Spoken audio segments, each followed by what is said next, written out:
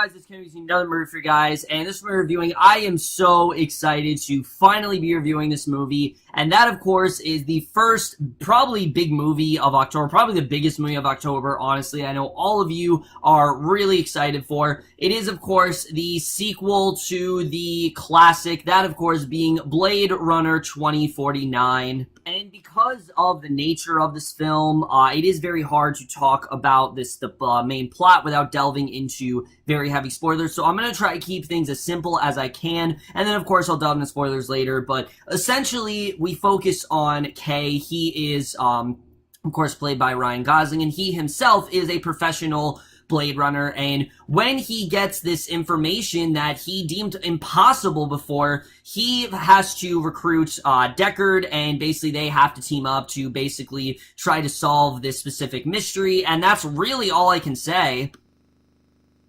So, Blade Runner 2049, in general, I was so hyped for this movie for a couple reasons. One, mainly because the first Blade Runner I absolutely love. I think it is definitely deserves to be the masterpiece that it is. It has been hailed as one, and some people even call it the single greatest sci-fi movie ever made. And I do truly think it is Ridley Scott's masterpiece. It really is. And I understand he has to keep changing it over and over again, but I think all great movies do have flaws, and I think Blade Runner is just one of those movies that really does get better the more and more you watch it, and it really does warrant multiple viewings. But also coupled with that is that this was, of course, directed by Denis Villeneuve, and he has just been knocking it out of the park lately, and I was really hoping that would stay consistent with this film. The cast, just everything about this.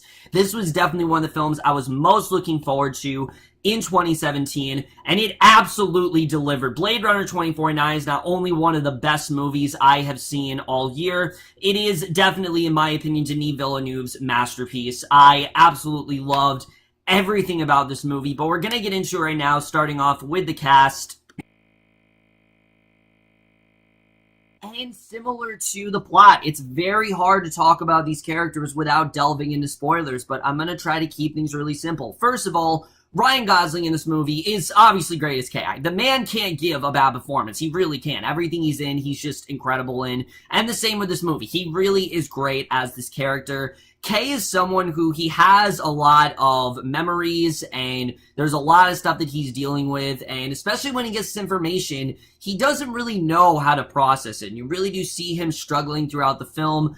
There's one scene where he just has this complete breakdown, and he really just did an incredible job here. I really did love his performance, especially towards the end of the film when he starts to get word of, what's, a certain reveal and how he actually might be connected to it. He really did an incredible job here. I really loved his performance. He really was just fantastic here, and he continues to just dominate the screen as one of the best actors working today. Ryan Gosling was just perfectly casted here. I really love what he did, and really does carry this film very nicely. But, of course, probably the biggest role of this entire film, the thing people really want me to talk about, is Harrison Ford as Deckard. Well, again, I can't really talk about him, because Deckard, since the film, he's dealt with a lot, to say the least, and he's really not in the best of, the best of places. He's brooding a lot, he's very angry, and he has, in fact, gone into hiding after what has happened from the first film. But without delving into it, he gives what is easily one of his best performances in years. I loved what Harrison Ford did in this movie.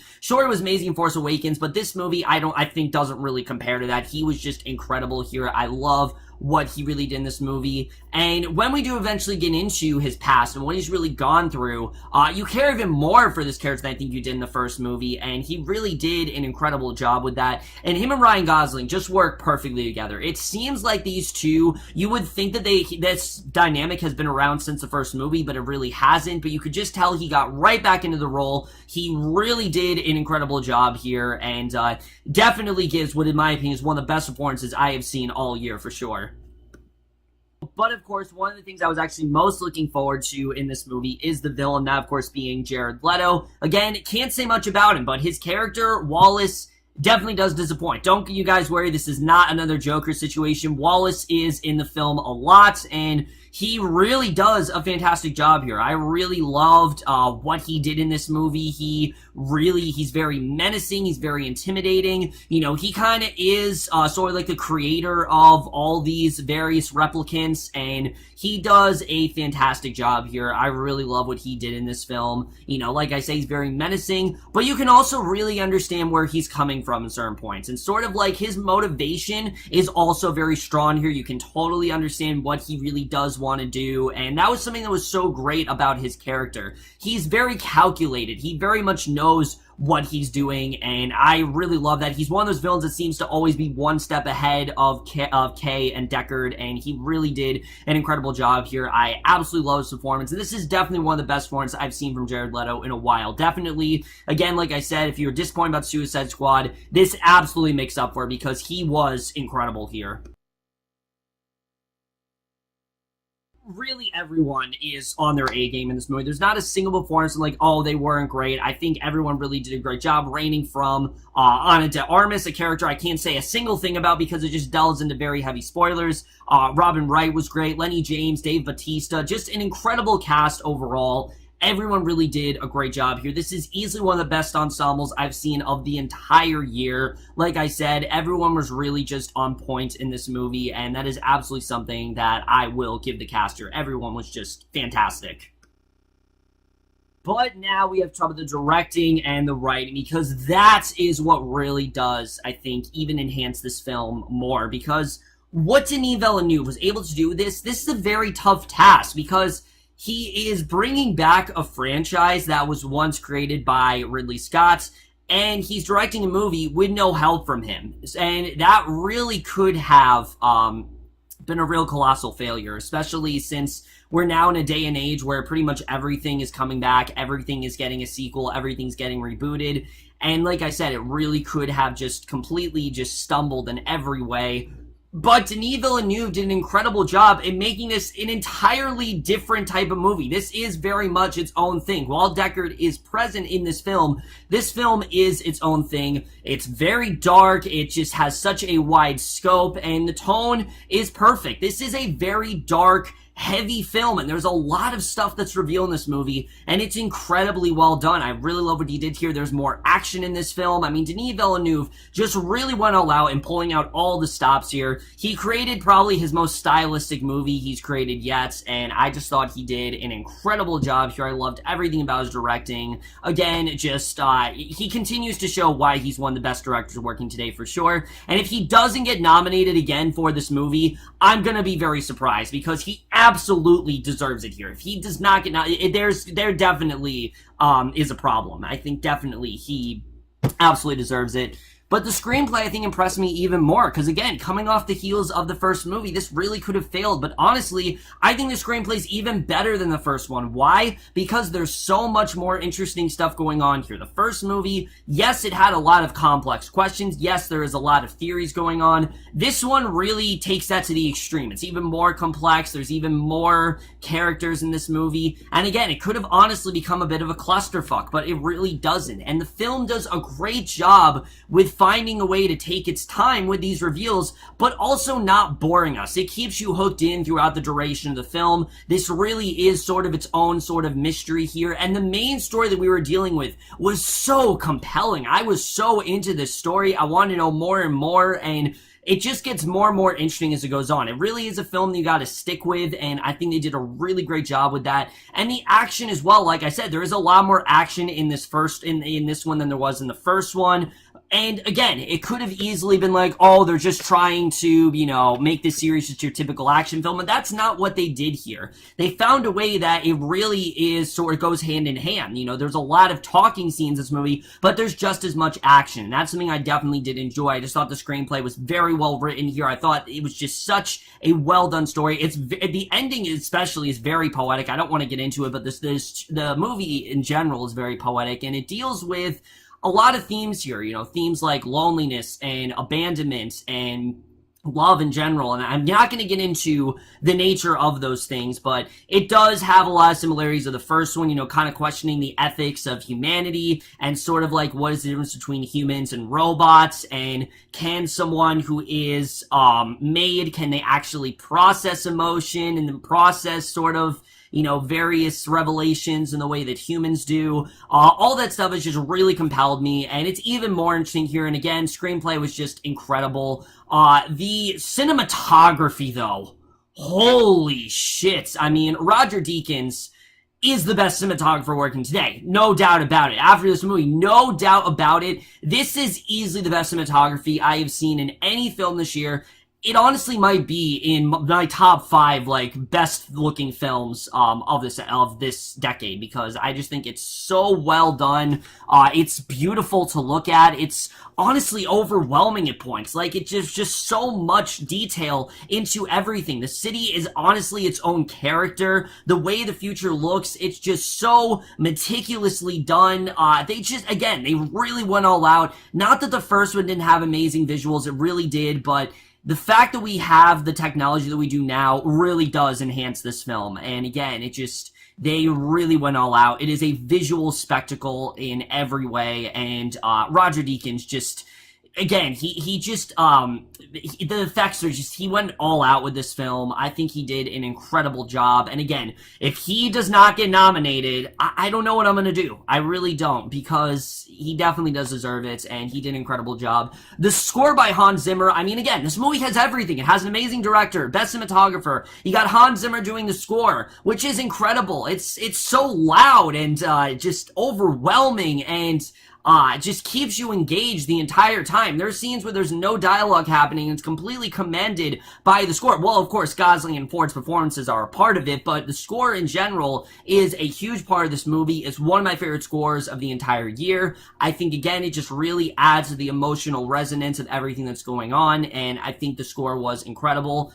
Then, of course, the editing. A lot of people are going to ask me about that 163-minute runtime. Is it necessary? Absolutely. It is absolutely necessary for this film because, again, there's a lot of going on. There's a lot of questions. There's a lot of things being revealed. There's a lot of information that's going on. This movie needed to be long because if it wasn't, it would have felt very rushed. And I honestly do give it to Denis Villeneuve for making what is, to my knowledge, his longest film yet and really just going all out with it because Kay, in general, he's got a lot going on. There's a lot of backstory for his character. Deckard's got a lot going on. What felt like expository dialogue really was integral to the story. And I think that if the movie wasn't as long as it was, it honestly would not be as good as a film. It really would not have been. I would not have enjoyed this movie if it wasn't so long. If it was, just 2 hours, I don't think it wouldn't have been really as good as it was. It needed to be long, and I didn't feel a second of it. I really didn't. I was into the movie pretty much the entire time. The movie honestly felt like an hour and a half to me. It really did, and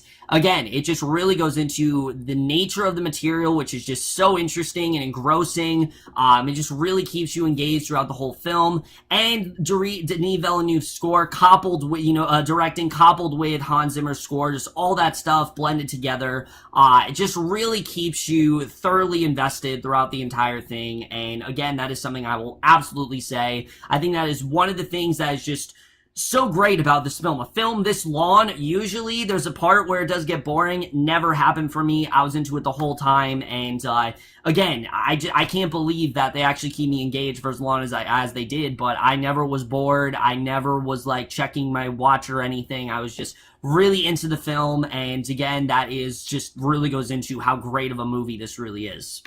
So now that I've gone to everything that I pretty much can talk about, the directing, the writing, all that stuff without talking about spoilers, now we're going to do just that. Because again, it's very hard to talk about this movie without delving into spoilers. If you haven't seen Blade Runner 2049, do not, I repeat, do not watch this review. These are major spoilers. There are spoilers every few seconds in this movie. This movie is riddled with surprise. It really focuses on the element of surprise. There's so many reveals. It utilizes all that stuff. So trust me, guys, it is absolutely worth it. Go see it as soon as possible because it is a visual spectacle in every way, and you definitely will not regret a second of it.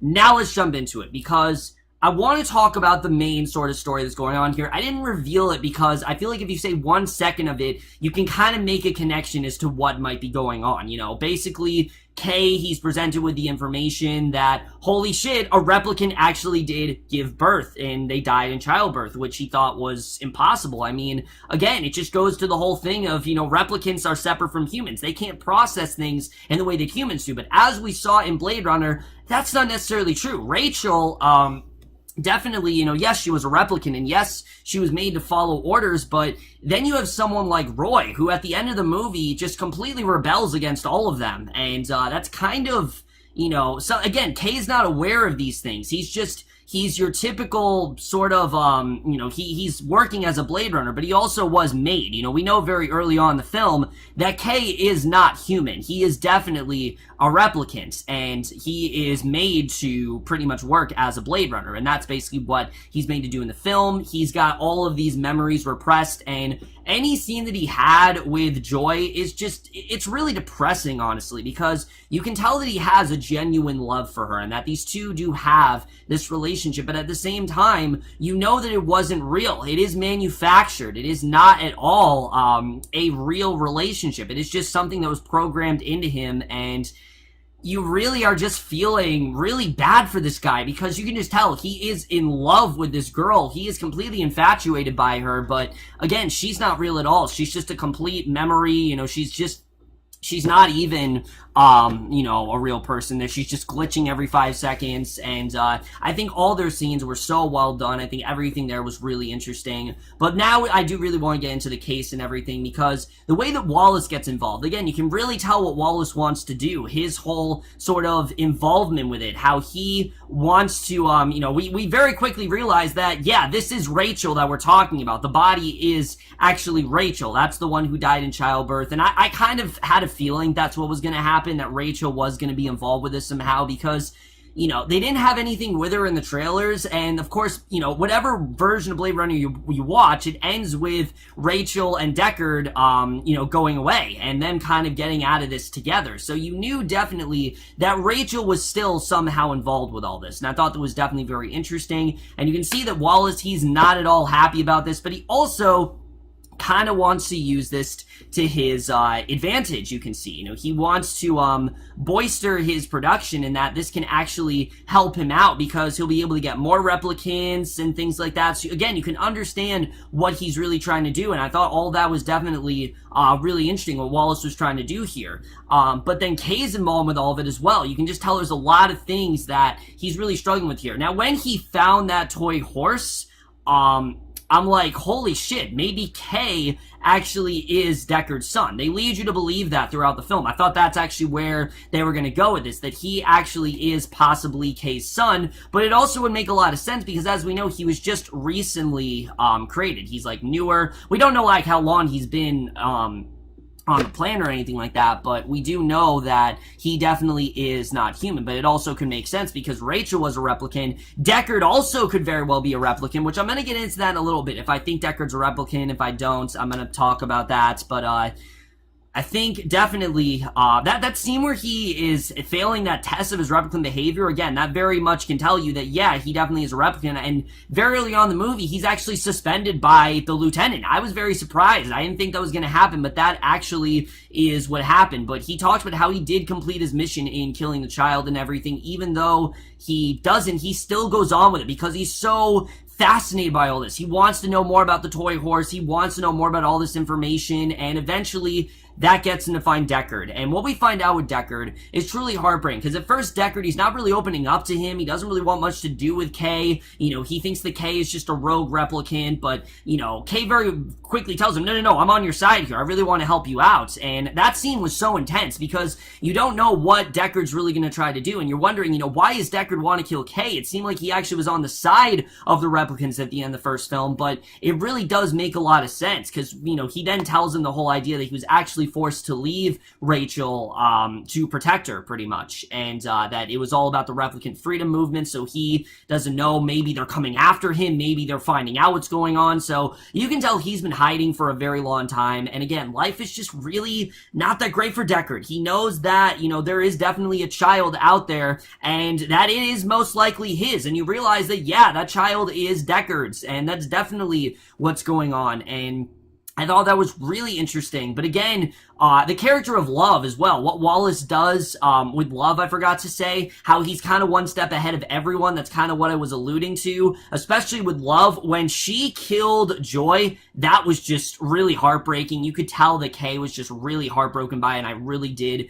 feel bad for him there. But pretty much that moment, like, yeah, he's probably going to die. I really did think that he was, in fact, going to die there. And I did like that at the end of the film, towards the end, we actually realized that Rachel's child is actually a girl, because if it were to be that Kay was Deckard's son, I think it would have made sense, but I think it would have been too predictable. And again, this film is really built by the element of surprise, and I think that the fact that Kay is actually not his son is even better than the idea that he would have been. I think they actually did a really good job with that, because it still connects these two together, but just not in the way we would have expected to. It connects them more that Kay is just so interested in this investigation. He wants to know more about it. He just can't turn away from it. He's so just fascinated with what's going on. And then there's that scene with Wallace, and that scene was just incredible, where he basically tells Deckard that the only reason he was in love with Rachel is because it was engineered by her creator, and that was in her programming, that she was meant to fall in love with Deckard. And there's a second where, like, holy shit, he might actually help Wallace. They have a common ground here. They actually do have common interests. Maybe he actually is gonna help him. But I love that Deckard actually turned him down, because here's the thing, is Deckard a replicant? I'm going to answer that question right now. Yes and no. I think there are a lot of things that point towards him being a replicant. The fact that his eyes changed, the fact that he has this deeper understanding of the replicants, the fact he kind of cares for them. Yes, he very well could be a replicant, but he also might not be, because unlike the other replicants, he wasn't really subservient. He was meant to be a Blade Runner. So there are a lot of things that do point to him being a replicant, but there are also a lot of things that point to him not being a replicant. And I think we definitely do see that here, especially when, towards the end of the film, the way that things do turn out, Deckard doesn't decide to help Wallace. So I think that, again, that could be that he's a rogue replicant, but it also could be that he's not a replicant. But also it could be that he doesn't want to be tested because he knows he's a replicant. I don't know. I think it honestly is a question that they're not going to answer. Why? Because I don't think it necessarily matters. I don't think it matters if Deckard is a replicant or if he's not. I think it's just more about that he's going on in this world. And finally, we get to the end, which the climax of this movie was one of the best climaxes I've seen all year. Honestly, it might be my favorite. It really might be. That whole scene where Kay intercepts Love's car, forces it to crash. He actually kills Love, and he decides to fake Deckard's death. Why? Because he knows people are coming after Deckard, that he very well could be a replicant. He knows that Wallace is in pursuit of him, so he just does what he can to sacrifice him, and he basically decides to, get him to finally meet his daughter. Turns out that Dr. Stelline is actually his daughter, which I thought was a really well done reveal. I liked it was a character that we didn't know a ton about. And it makes sense, too. The way it connects those two together, they do look very similar, and it makes sense why she might actually be his daughter, so I thought that was incredibly well done. How he actually did meet his daughter there, and laments that all the best memories are hers. You knew that Kay was actually going to die, but the way it ended I thought was really poetic, with Deckard, meeting up with his daughter, and then cutting to, juxtaposing that with Kay lying in the snow, him kind of finding this moment of peace, and him, peacefully dying, I thought was incredibly well done. Just everything about that I thought was fantastic. I thought it was really the perfect way to end this film. Just really everything about this was so satisfying. And again, them answering the question, I don't think it matters if Deckard's a replicant. I think it matters more about his involvement in the world. And I think the film wants you to question that. I think that's always been a big part of Blade Runner is about the questions of human versus replicant. Can they form the same emotions? I think this movie says yes, they very well can form the same type of emotion. They very well can have the same feelings, and they are going to go on in the world, and I think it was just an incredible way to end the film. They did a fantastic job of pretty much closing out the story and really not leaving it open-ended. I'm glad they didn't. I'm glad that Denis Villeneuve decided, no, I am going to close this thing out because I don't want someone to butcher my franchise. I don't want someone to tamper with it, and I think it was just a very smart way to do that. It was just the perfect way to end this masterpiece of a film, and definitely for all those reasons, it's definitely, like I said, one of the reasons why I enjoyed this film as much as I did, for sure. So overall, guys, Blade Runner 2049 is an incredibly well done film. It is so satisfying. Again, it relies on the element of surprise and mystery. All that stuff is scattered throughout the film. I think everything about it is absolutely worth seeing. I loved pretty much everything about Blade Runner 2049. It has just visually arresting, just stunning, amazing effects. All that stuff just looks great. And it is practical for the most part, I forgot to say. All that is pretty much practical. It's insane, but yes, most of it is actually practical. It has some of the year's best performances. It has an incredibly investing story. Just, it really has all the elements of a perfect film. It is definitely one of the best films I have seen all year, and it somehow, I don't know how it did it, but it somehow finds a way to be better than Blade Runner, and Blade Runner 2049 is everything that I want it to be, and I am absolutely going to give Blade Runner 2049 an A+.